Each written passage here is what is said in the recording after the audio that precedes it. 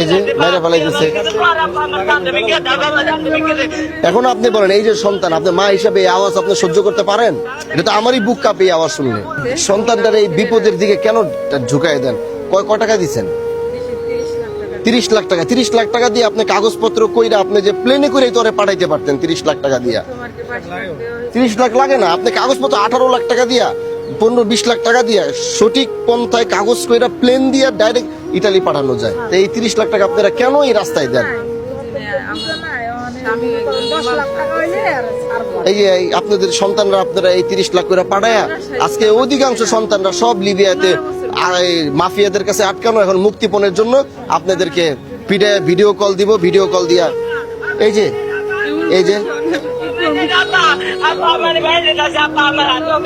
মেরে ফেলাইতেছে। এখন আপনি বলেন, এই যে সন্তান, আপনি মা হিসাবে এই আওয়াজ আপনি সহ্য করতে পারেন? এটা তো আমারই বুক কাঁপে আওয়াজ শুনলে। এই ইচ্ছা মতো পিটাইতেছে বাবু।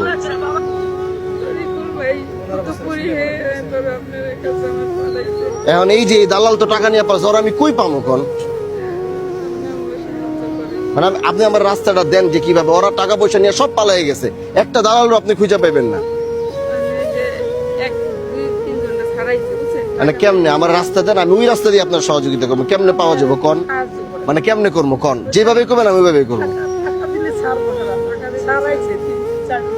হ্যাঁ, 10 লাখ 20 লাখ টাকা, 10 লাখ টাকা মাফ করছে, আর 10 লাখ টাকা দিলে এই 10 লাখ টাকা কে ছাড়বো? এই 10 লাখ নিয়ে আবার আটকে আবার আপনার পিঠে আবার টাকা চাই।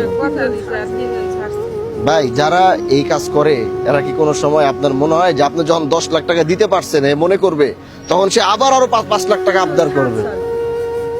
বাচ্চাগুলার জীবনগুলা কোথায় আপনারা ঢাইলা দিচ্ছেন? 15 বছর সন্তানরা আজকে টিউনো অফিসে 2টা পাও ভাঙ্গা ফেলাইছে। আজ একজনের পা অপারেশন হয়েছে, আর একজনের এটা কালকে হবে। এটা নিয়ে ওই মহিলা কান্নাকাটি করতেছে।